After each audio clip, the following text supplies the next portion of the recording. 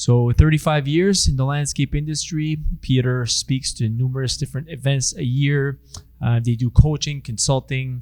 We work together on different projects throughout the year, different events. So Peter, thanks so much for being here today. Thanks for your time. So Peter, on the topic of sales for this afternoon. So Peter's going to keep you busy until about 3:30, 3:45. If you have any questions, keep them you can ask them as we go, but make sure to, we're going to leave some time also at the end. And great. So thanks. Welcome, Peter. Hands. Let's give Peter a hand. Thanks, everybody. It's a pleasure to be here and to meet all of you and to share what I can with you. I'm going to go maybe a little easier on you this afternoon than George this morning. I know he's got a lot of information that he's given you, a lot of tools that we have developed in our company. And what I'm going to hopefully do for you today, this afternoon, is show you how you can use all those tools to get better jobs, or to get more money for the jobs you're getting, or to have a better work-life balance. And those are obviously important. You've all chosen to come here today for a reason, and it may be different. Each of you might have your own goal for today. And hopefully what I can do with George's help, Frank's help, is give you those little nuggets that you're looking for. And we're going to talk about sales and how you will present yourself to your clients, how you can make yourself more effective as a salesperson, the tools that you can have to make you more effective for your company in terms of creating a profitable estimate. And before I get started, I'm going to ask to find out what kind of audience you are, what kind of companies you have, because the type of company you have will affect the approach that you'll have with your customers. So what I'm curious about is if there's anyone in the room who has been in business for less than 5 years. Anyone in the room who's been in business for more than 10 years. Okay? And the rest of you are either 5 to 10 years or you're sleeping. So it looks like I've got all your attention, so thank you very much for that. Now, in terms of the size of your company, who has a company with 5 or fewer employees? Okay, and who has a company with more than 10 employees? Okay, so there's a bit of a variety there as well. And how you present yourself to your customer is going to differ based on the structure of your company, the amount of experience you have, and all of those things will help you. And each of them can help you in a different way. I know when I started out, when I was a brand new company, that was an advantage for me. And now that I've been in business for 35 years, that's an advantage for me. And it's an advantage for different reasons, for different types of jobs, different types of clients. And if you guys have any questions during the presentation this afternoon, if anything's confusing or you want more information or details, put up your hand. I'm happy to answer questions as we go as well. But I'll leave a bit of time at the end. So when you talk about sales and what you're trying to do for your company and for your clients, you got to think about who you are trying to serve. Why are you in business? What is your goal? And there's a lot of analogies today. I went through George's presentation and I saw he uses a lot of analogies. My analogy with how you're running your company and how you manage your sales is like what you do with the weather. There's sunny days, there's rainy days, there's nice calm days, windy days. And the flag is a great metaphor for how you respond to the weather, which is your sales stream. you can anticipate in the spring. I left George's page up here with the sales curve. The spring is always going to be busy. The winter's always going to be quiet. And how do you react when it's busy? So what a flag does is it flaps around in the wind. It changes direction. Wind changes direction, flag changes direction. And I don't want you to be a flag. I don't want you to run your company like a flag, saying yes to everybody who calls to ask you to do a job for them. That's the wrong approach. And it's hard when you start out. So new companies have to say yes because they have no other work. But you can still have a goal. And what I want you to do is I want you to never take your eye off of that goal. So you may have to take on some jobs you don't like when you're starting out, but you have to have a goal in mind. And this is what I want you to do with your business. Instead of being a flag, I want you to build a sailboat. Sailboat will get you where you want to go fast. You can sail it in a straight direction, and it looks awesome, right? And that's two different ways to approach sales in your business. And there's a couple things about the sailboat analogy, which is more than just controlling where the wind goes. There's a lot of work that goes into designing and building that sailboat before you can get in it. There's a lot of work that goes into learning how to sail before you can make it do what you want it to do. And that's essentially what we're going to talk about today. And I'll come back to that. If anyone forgets what this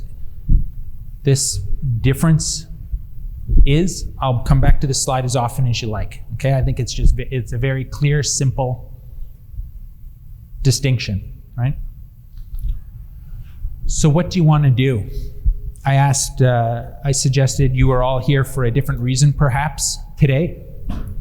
And some of you may want to learn some more about how to use Permacon's products. Some of you might want to learn how to run your business better. Hopefully this afternoon you'll learn how to sell a little bit more effectively. But what I need you guys to do is to answer that question, what do you want to be?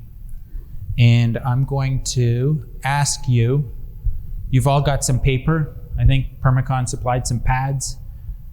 I want to do this exercise with all of you. I'm not going to collect the paper at the end, so you can write whatever you want on it. But I want you to take a fresh sheet of paper, and I want you to write down at the top of the paper what your goals are.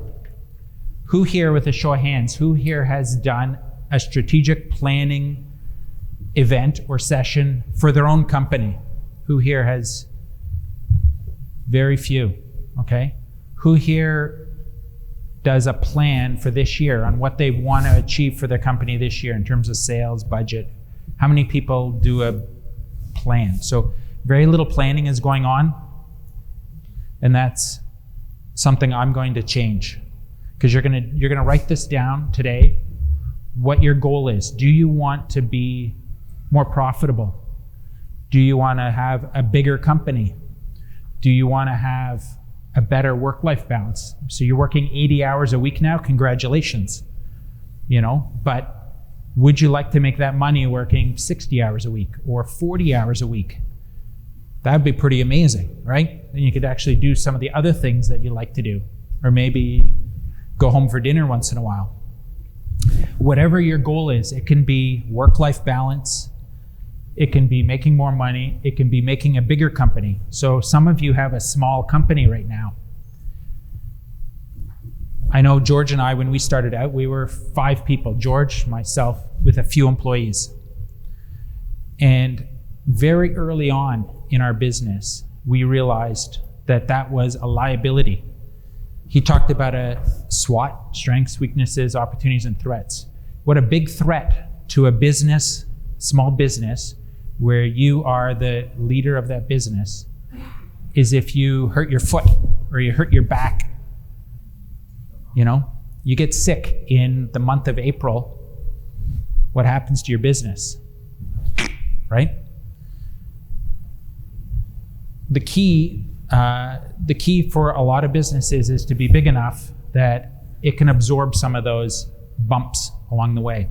So George and I haven't built an empire per se. There are a lot of companies that are way bigger than we are.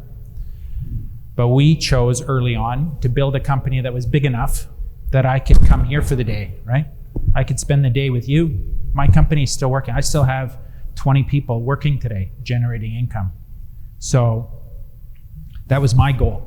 And I'm using that free time now to help people like you. And that brings me joy, and George loves doing it as well. So these are things I need you to write down at the top. And I want you to write it down. There's two reasons. One, Frank is going to use it tomorrow as part of his session on strategic planning. He's going to take this piece of paper out, and I may not collect them or quiz you on them, but he might. So make sure you fill that out. And it doesn't matter, even if it's just for today, why you came here today. Maybe you came here today to get one idea. Just write out your goal is to get one good idea. If you get one good idea, it makes today totally worthwhile, right? Your business is just that little bit better after today. The second reason I want you to write all this down is when you get back to your home office or your office or wherever, or in your truck, I want you to post this on the wall. I want you to think about this, because what your goal is, if you wanted to be a more profitable company, I want you to put that up on the wall so you see it every day. You know, a lot of people have motivational calendars. They're supposed to tell you, you know, be positive or whatever, right? I want that to be your words, your goal. It's what you want. Be profitable. If you put it up on the wall, you're going to see it every day, and you're going to be thinking about that with every decision you make, including sales, which is the part I'm going to talk about today. But those goals should be defining each of your decisions every day, year-round, until you reach them. And then you set new goals. So this is an important piece of paper. So print neatly. Underneath, I've put action and avoid. So this afternoon, maybe George has already given you some good ideas. Frank's hopefully going to give you lots of good ideas. Jason tomorrow. There's lots of people, lots of great ideas. And to achieve those goals, there's going to be some action items. So if you get one good idea today, put it down in an action item. This is what I'm going to do to achieve my goals. There's also an avoid column. George talked about it a little bit this morning, about what not to do. Avoid mistakes. Eliminate waste. Say no to a customer. If they're not, don't be a flag, right? And flip-flop all over the place and take any job that comes. Those are going to go in the avoid column. So if you can write down whatever it is that your goal is, either for your company 10 years from now, this year, or even just this afternoon while you're here, write down a goal and write down some action items during my presentation, anything you thought of from this morning. I want you to put this piece of paper up in your office so you'll see it every day. You'll work toward those goals. You'll take action to achieve those goals.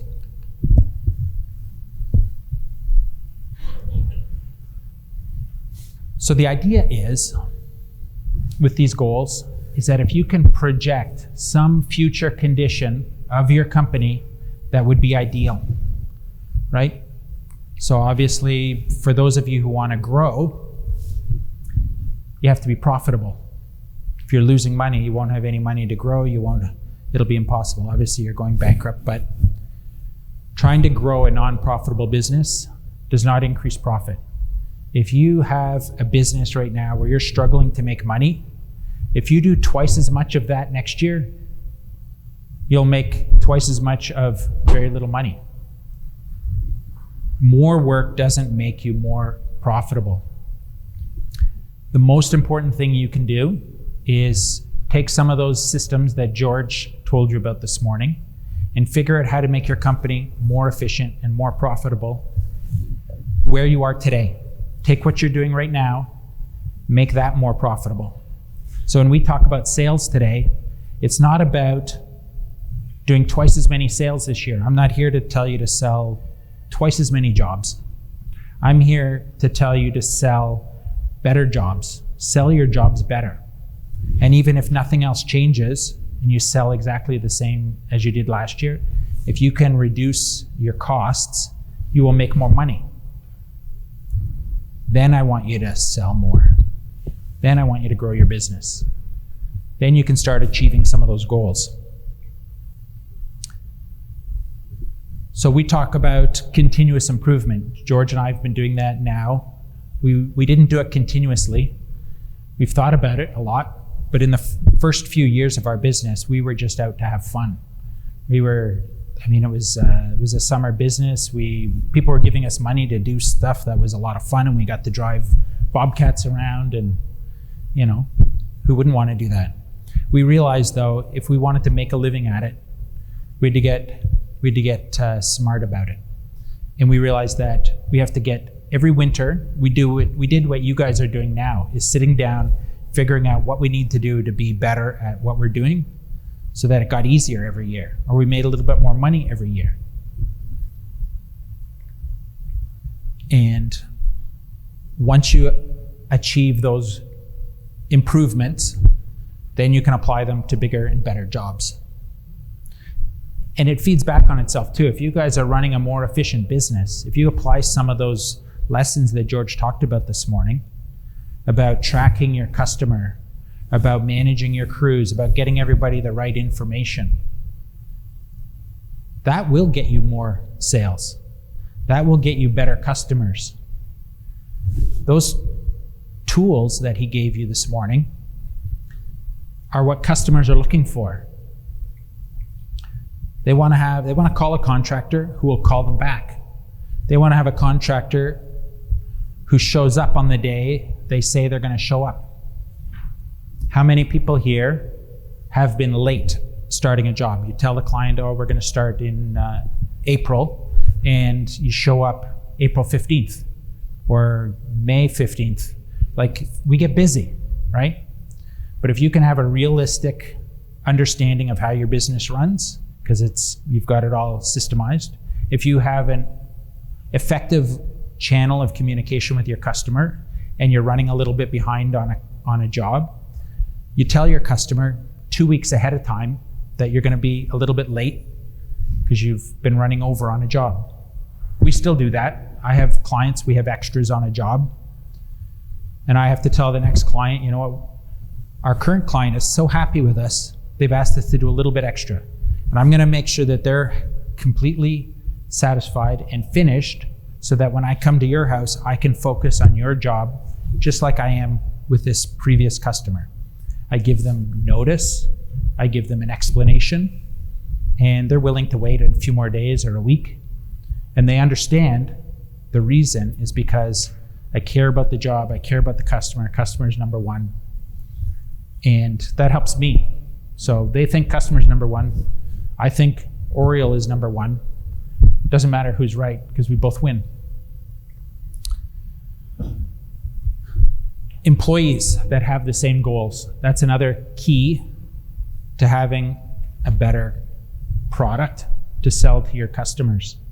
So again, George and Frank talked about Jason tomorrow, who does the personality, I guess. I hate to call it a test, but it's trying to understand where your personality fits into the puzzle. We all have a place in the puzzle, so it's not a test. There's no better spot in the puzzle to be. We need to fill in all the pieces. You just got to know where the right piece goes. That's really what it is. So it's not so much a test as a evaluation. But the one shared characteristic you need for your staff is that they have the same goals. So if you want to grow your business and be, so like what we have in our business, our motto is to turn every customer into a raving fan. If our employees understand that and they're working towards, so the decisions they make during the day is to that same end, they're going to be my salespeople. They're the ones who are going to make that customer happy. They're the ones that are the reason why the customer wants to do extras. They're the reason why that customer refers me to their neighbor and their brother and their, That's how we keep getting work. So making sure your employees understand what your goals are. So that piece of paper with your goals on it, you have it up at your office. You have an employee come into your office. They're going to say, what's that piece of paper? And you're going to tell them, this is what we want for the company. We want the company to double in size in 2 years. Well, you have a lot of work to do if you want to do that. But your employee will help you do that if they understand your goal and if they share that goal and they approach their work during the day to achieve that same goal. And having it posted in your office will communicate that to every person in your company every day.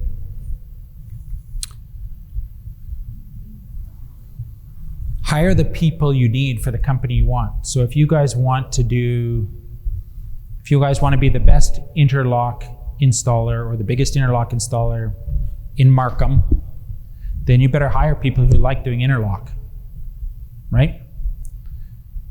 That's key. You'll be able to sell more if you have the right people in your company.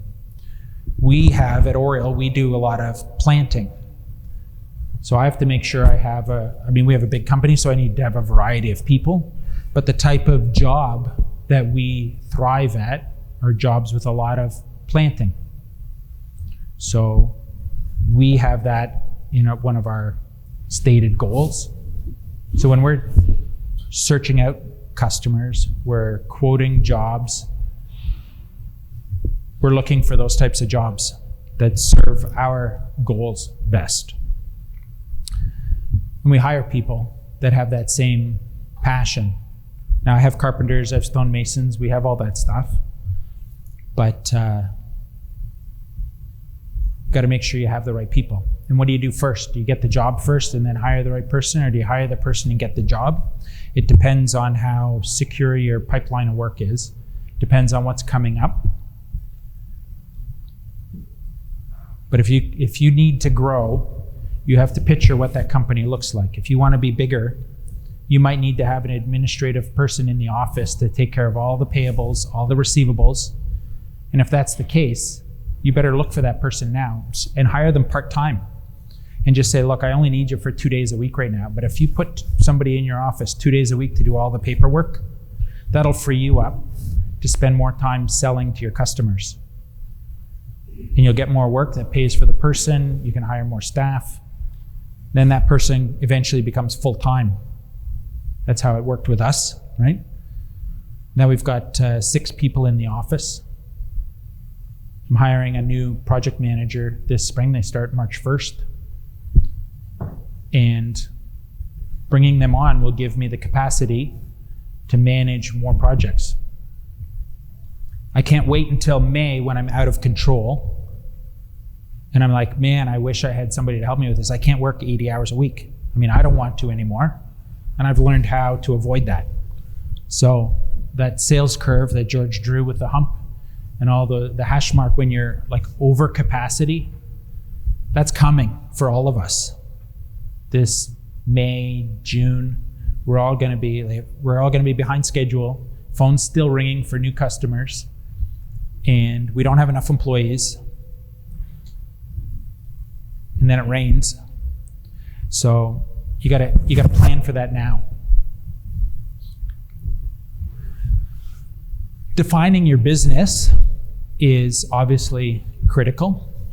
There's different types of businesses. Who here is doing some commercial work? Who, like condominiums, industrial parks, plazas? And who does exclusively residential? Just working on homes, and what do the rest of you do?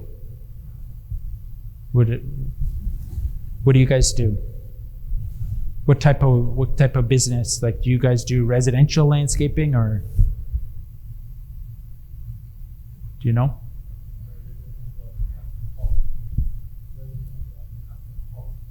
Yeah, it depends. Yeah, okay. So when the customer calls,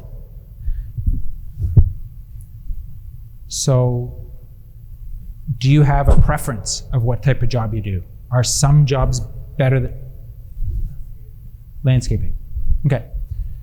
So if you identify what type of job you want and which one is better for you. So it might be any landscape. Like I do residential and commercial. So I really don't care if a guy who owns a condominium calls me or a guy who owns a house calls me, because I can sell both of them so that I make money, whether the crew is here or the crew is there. I'll make just as much money on either one. And I don't sell as much commercial because it's generally more competitive. And that's fine. I don't need it, because then I can have more time to do the residential where they do pay me what I need to be paid. But identifying which direction you want to go is going to help you get there. So if you build a sailboat and you don't know where you're going, you're not going to go anywhere. You're going to go zigzagging all over the lake and you'll never get to the other side. So what I want you to do is I want you to think about what type of job. So you've all been in business for over a year. So you've all done jobs. You've all done a job that you hated. You've all done a job where at the end of the job, you go, oh my God, that was horrible. I never want to do that again, right? You better understand what it was about that job that made it so horrible and why you never want to do that again. And you better make sure you never do it again.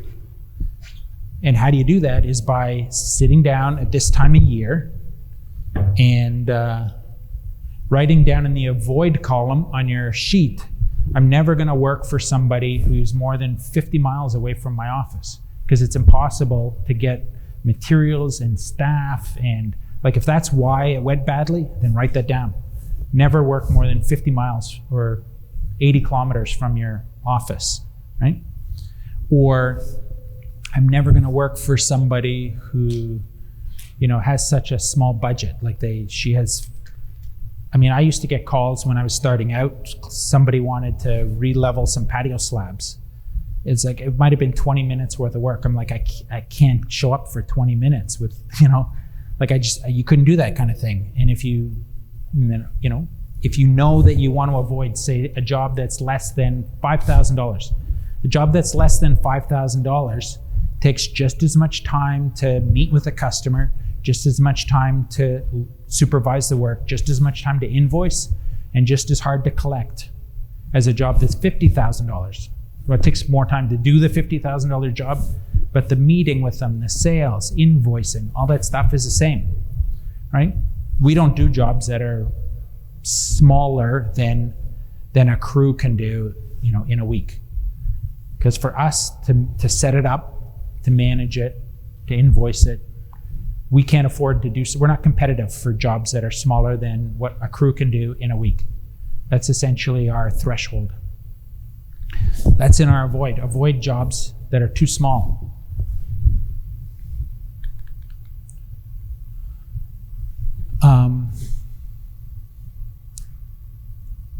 So most of you're saying do residential.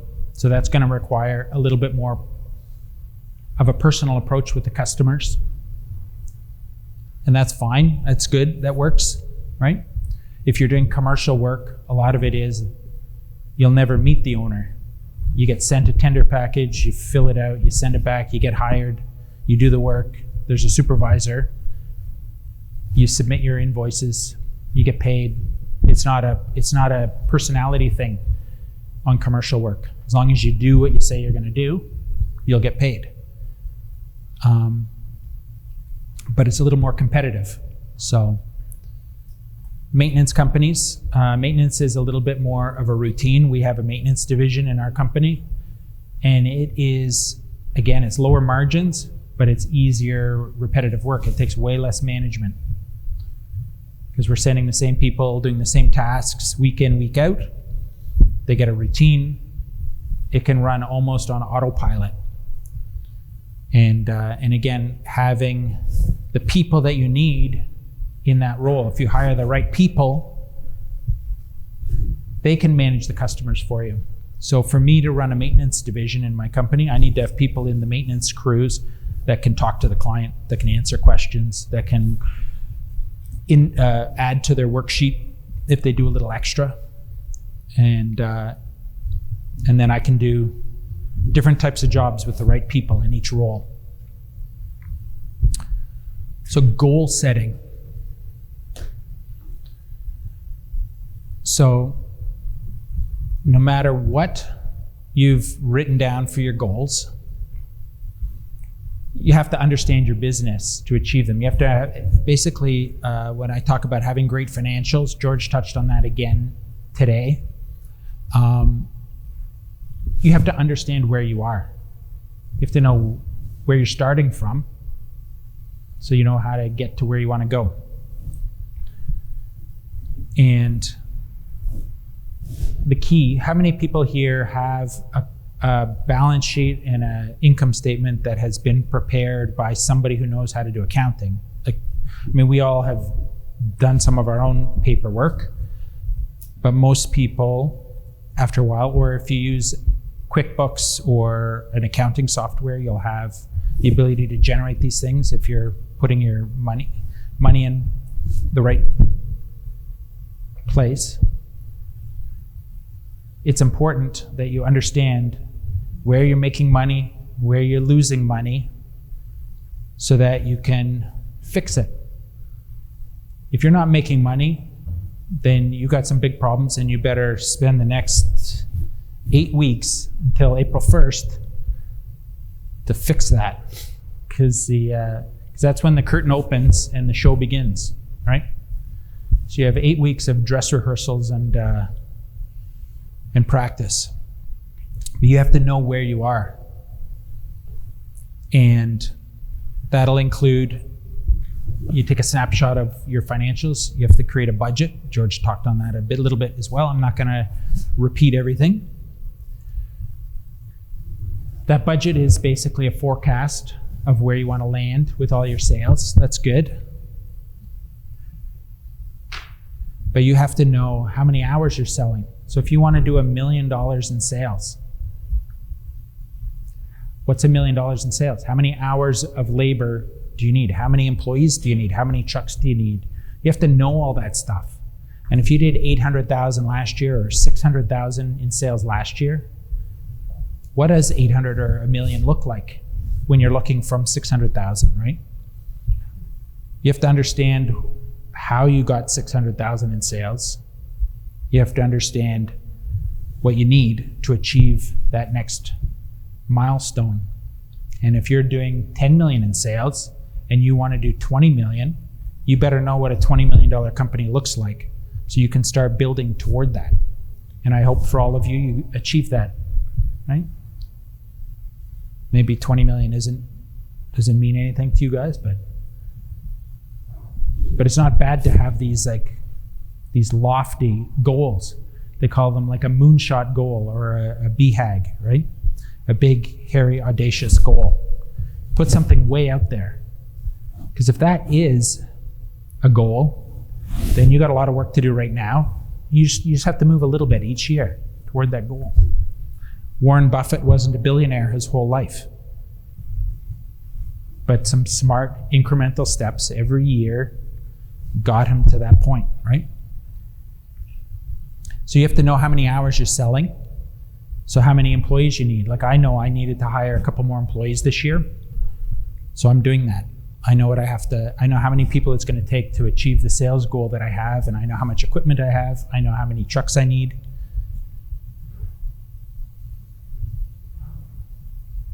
I know what my break even is on a job because we use an estimating software. So we know how much it's going to cost me and how much profit I stand to make. And not every job goes perfectly smoothly. That's perfectly fine. It doesn't have to. There's no team in the NHL that's won every single game all year long. You just have to win the most games, and you have to win the last game. That's all it takes. And so don't beat yourself up if you've had a few tough jobs. But like in the NHL, they review their game video, right? They analyze what went well and what went poorly on those games so that they are better for the next game. And that's what I need you guys to do. So you have to understand what's going on.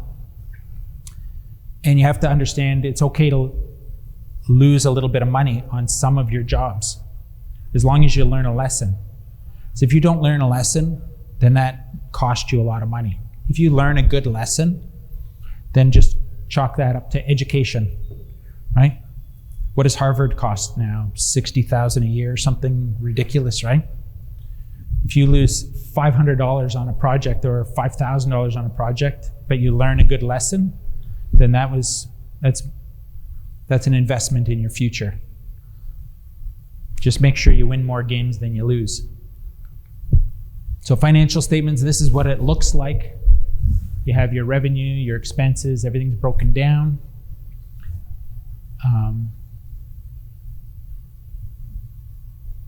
Yeah. And hopefully that bottom number is good, right? Net income, gross income, net income, there's a big difference. Budgets. So budgets, you look at last year actual, you look at your budget, your plan for this year.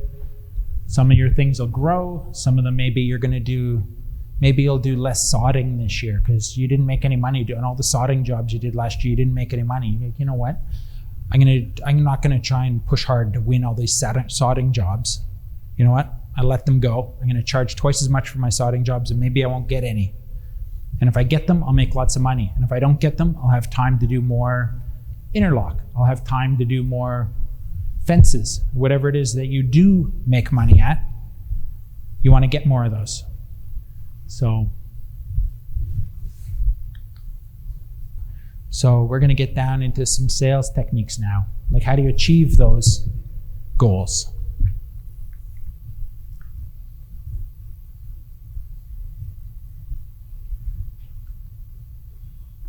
So we come back to knowing your client. So this picture actually I got from Landscape Ontario. This is a picture from Cultivated Garden. I just found out she won the Landscape Ontario Award for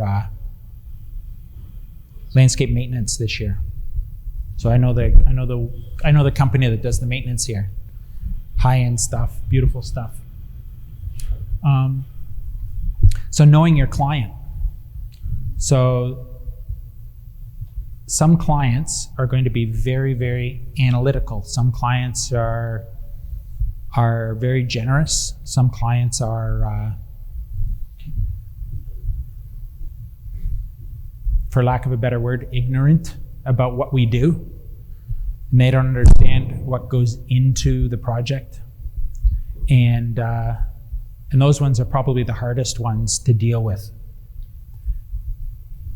I mean, I've sold lots of jobs, beautiful drawings, description, this is gonna go here, that's gonna go there. Clients are so excited, and you build it, and then they say, that's not what I thought I was getting. Turns out they can't read drawings, right? And that has been very expensive for me or for them, depending on how I set up the contract, depending on whether they're one of the generous ones or one of the stingy ones. And learning who that customer is before that you sign the contract is going to be very helpful for you. Again, next year when you're reviewing your projects, is this going to be one of the ones that is in the avoid column for the following year? Or is this going to be one of the ones that you make lots of money on? I've had clients that have had no idea of what I was building until I built it. Then they're like, oh, well, I don't want that, let's change it. And if they're in the generous or open-minded category, they'll pay for those changes. Some of my best clients have paid for their landscape twice, just because we get into it, we go, okay, you sure you want to do this? Yeah, everything's good to go. We do it, and said, actually, no, right? And if you have it in your contract, if you have it in your estimate, that you can make those changes for them. You give them that option. And you inform them that your job is not to, the customer's always right. You never say that on your contract or your estimate. Customer's not always right. Don't, your objective, my objective is to make every customer a raving fan, but not to take advantage of me.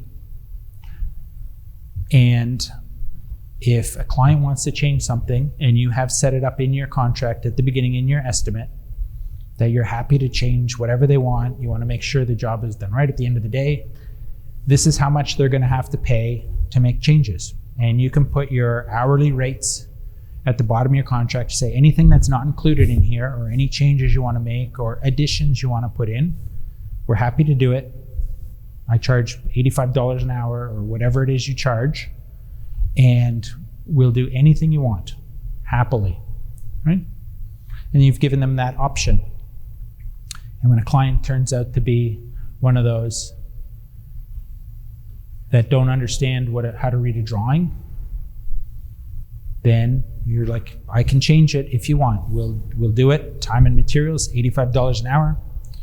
I'll move all these plants around. I'll change the shape of your patio. You can make money on those changes.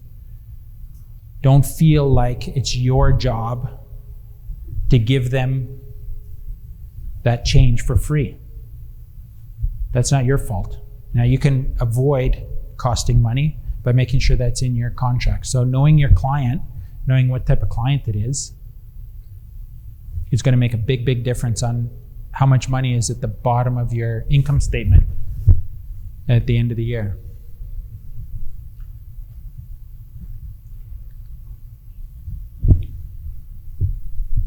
So I'm going to touch on that time and materials again a little bit, because that's been big for us as well. So design build estimates. George discussed a little bit on how to set up your estimate.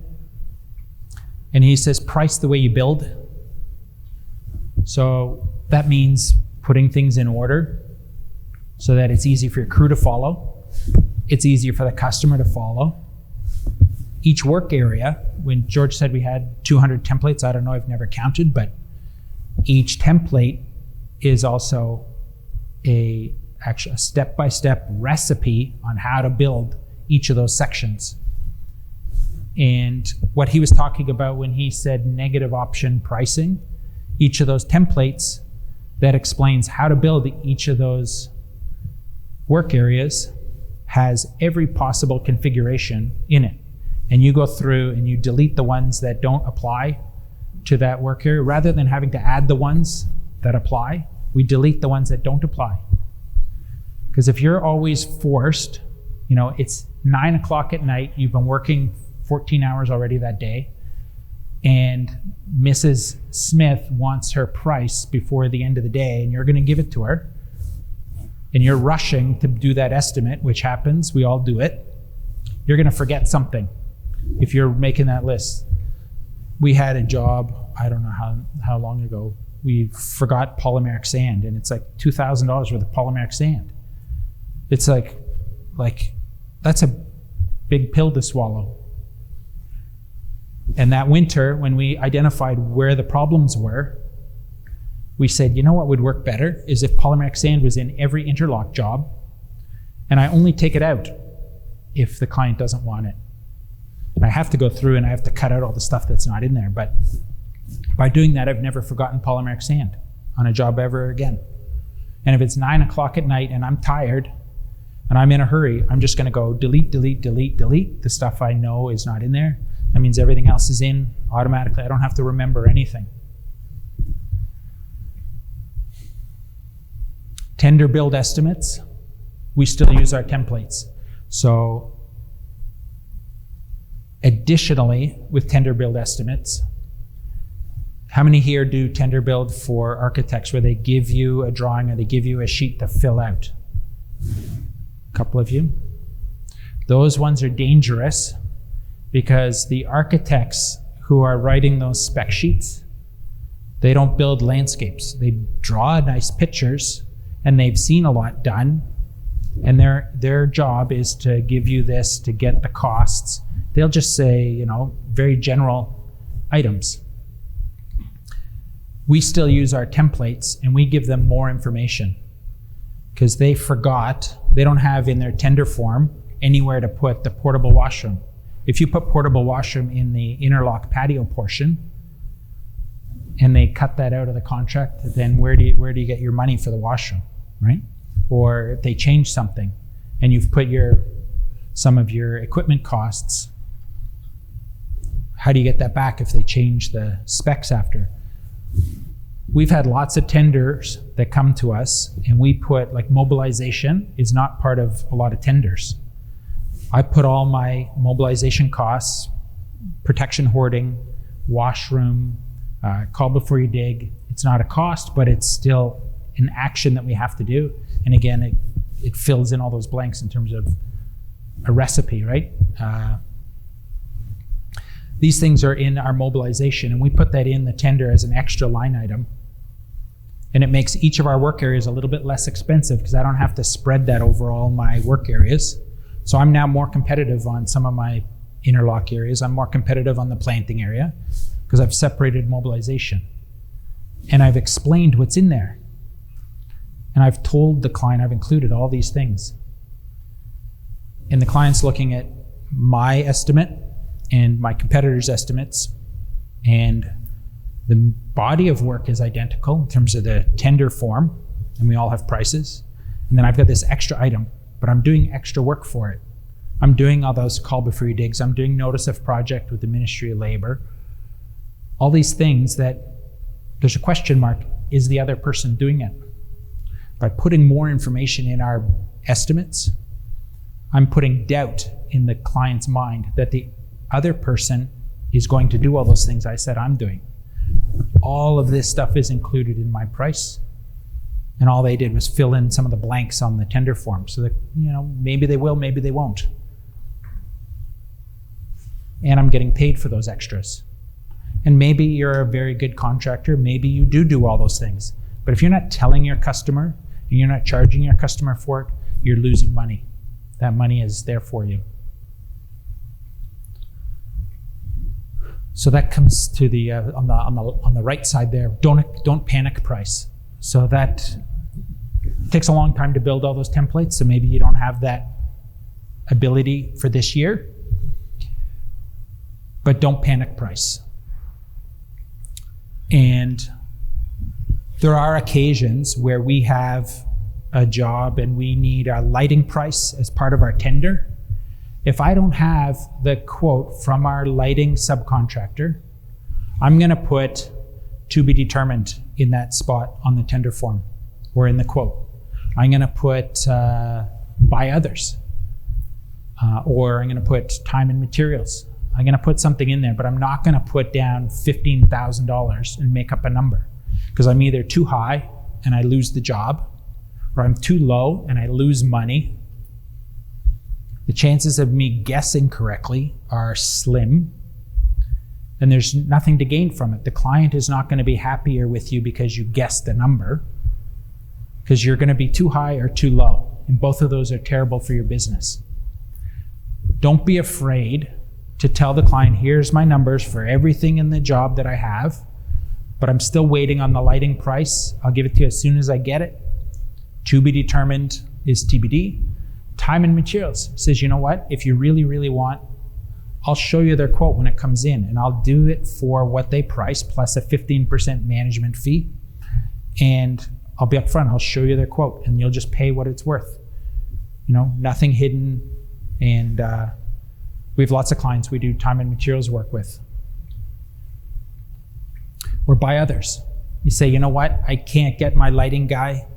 They aren't calling me back. If you have a lighting guy, I'll do everything else, and you get your lighting guy to do the lighting. But by others. That's fine too.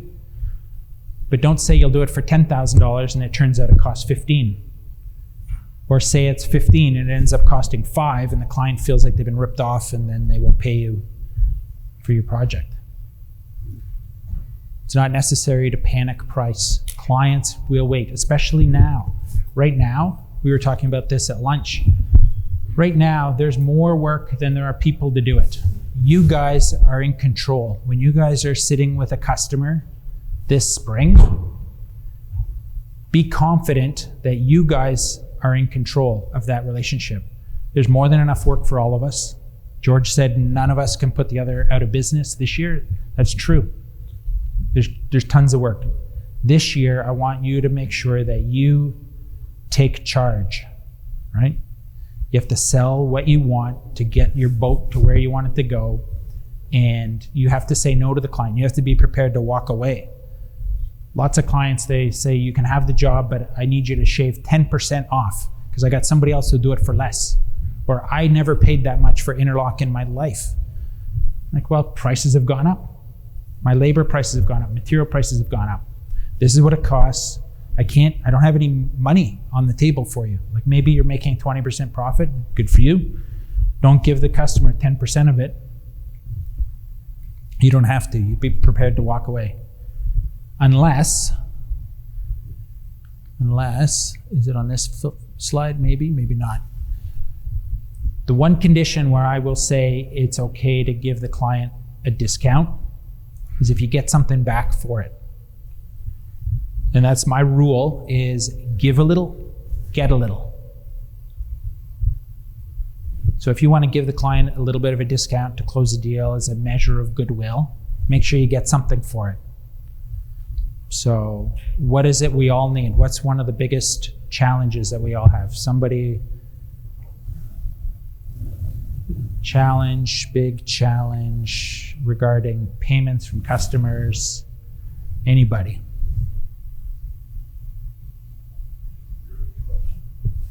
What is one of the biggest challenges? So if you were going to give a client something like a discount on a job, what would you want in return? What would solve one of your biggest problems as a business owner? Cash flow. That's what I was looking for. Thank you. So we do it occasionally for good clients. 2% discount on your last invoice if all of your progress invoices are paid within 10 days of the invoice date. If I'm getting money, I give an invoice, I get a check back. I give an invoice, get a check. If we do that through the project on your last invoice, and I take 2% of the project cost off your project, because that person now has given me a huge advantage with cash flow. I do commercial jobs. I was saying I do a bit of both, right? I have commercial jobs where I'm paid 45 days. Plus there's a 10% holdback on commercial jobs. So my cash flow is a little bit of Jekyll and Hyde, right? There's a good side and a bad side. So I have to absorb the poor cash flow on a commercial job, and I build that into my budgets, my costs, and we manage our cash flow. But if I can get a residential client to pay me on 10 days, I'm actually getting my money a month before I have to pay for my materials and 2 weeks before I have to pay my labor. So he's actually helping me finance my company, my day-to-day operations. So for a 2% discount, for sure. And I don't have to worry about them not paying. How many clients at the end of the job, you're like, I wonder if they're going to pay me, or when I'm going to get my money. Right? That last check is always the hardest one to get. It says, well, you know what? If you pay me within 10 days on that very final check, the last check, that's the hardest to get because you're finished the job, you've left the site, you don't have anything you can hold back from them anymore. It's the hardest check to get. If I could get that check within 10 days, I say, you know what? If you pay me within 10 days, including that last check, you can keep 2% for yourself. Every client I've offered that to has taken it, and that's been huge for us, right? In terms of cash flow.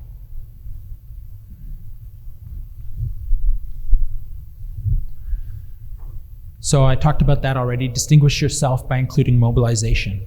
So that goes adding it into a tender build where it's absent, but it means putting more things on each of your each of your estimates for all of your clients. Separating things like demolition and removals, again, that goes back to your patio price will be lower because your excavation is a separate price. So a lot of clients will get 3 quotes and they'll look at the patio price. Well, you're the cheapest on the patio price, but you've got mobilization and thing, and together it adds up to a little bit more, but you've described in more detail how much you're excavating. 10 inches, 12 inches, 14 inches, whatever it is you're excavating. You can put that information in there because you have to for your employees so they know how much to dig out. You better write it in there.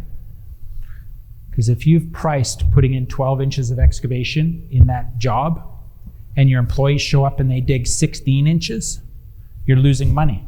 You have to put that information in your estimates.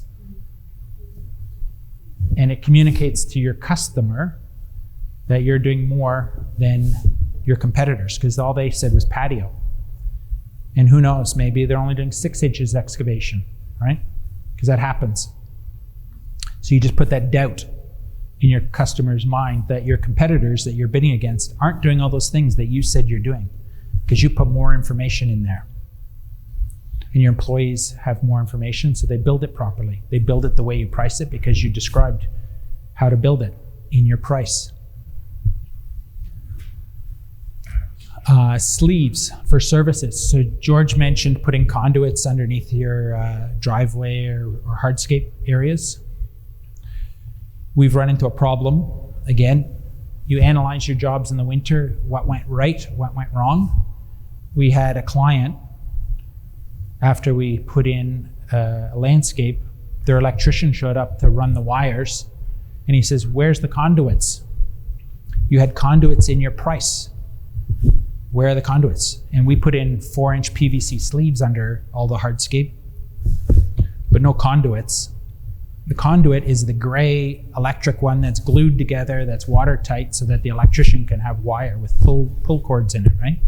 We don't put conduits in, we put in sleeves. The electrician puts their own conduits in because they're supposed to be inspected.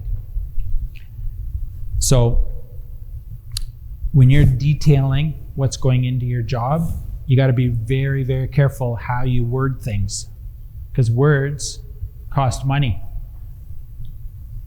And if you're putting it in, you better put it in, because the client will pay for it if they see you're putting it in. So we've changed our quotes now that we put sleeves in under all the hard surfaces, not conduits. And conduits is a very generic term. We threw it around loosely, but it came back and it burned us on one job. Now that we had it was a good client, so they understood. We explained the difference. And the electrician was able to feed his conduit through our sleeves. But, it was an awkward discussion.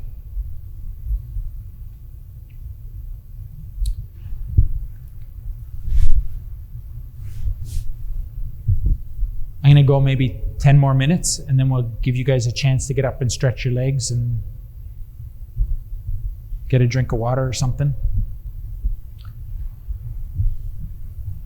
So this is reinforcing what I've talked about already. Obviously, being clear with your terminology. So we talk about general terms like interlock planting. Be more specific. What type of brick? How much excavation? What type of sand are you using? All of these things add information so the client understands. 99% of our clients have never done landscaping themselves. Maybe half of them have hired other landscapers in the past, but I guarantee you very few of them understand the value and the amount of work that we put into those landscapes. So being descriptive in your estimates is going to help explain that to the customer. It's going to give that product that we're selling more value. Be specific on locations as well. So we talk about, interlock. Well, interlock, does that mean all the interlock around the property, or does it exclude the side walkway? Because it's already interlocked. You were just talking about the back patio, and the client thought you were replacing the side walkway at the same time because we're putting in a new brick everywhere. I thought all the interlock was going to be this new stuff. It is included, or it isn't included. So that talks about describe what's excluded from your quote as well. We've had situations where I've never had to buy patio furniture for a customer, but you give them a landscape drawing and you show patio furniture on the patio, and we're going to do the whole thing, right? We're not doing everything on the plan. There's a lot of things on the plan. Some trees are existing, so you write down existing tree, but you better write down that the patio furniture is by the homeowner. That's not buried in your patio price. You got some pots, some flower pots by the front door. Are you using the customer's flower pots? Are the customer supplying the flower pots? Are you supplying the flower pots as part of your planting price? You better be clear in your quote. What's included, what's excluded is just as important.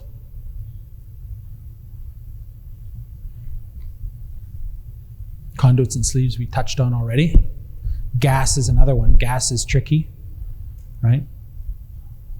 That has to be put in by a licensed installer. So be very clear on what it is you're providing, because that'll cost a lot of money if you have to dig stuff up. I got a crew last week, they were digging up a piece of Avenue Road because the street contractor hadn't run the conduit for the street lights. And we got paid to put down all the granite sidewalk. And then we found out that the lighting contractor hadn't run all their conduits. So we had to rip up the sidewalk. That was demoralizing. But I wasn't responsible for the conduits. That was excluded from my contract. That wasn't part of my responsibility. So they're having to pay me time and materials, $85 an hour, to jackhammer through a sidewalk that I'd already built and build it again. That's just making sure that stuff that is included and is not included is detailed in your estimate, and you're ready, you're prepared to do the work if there's an extra.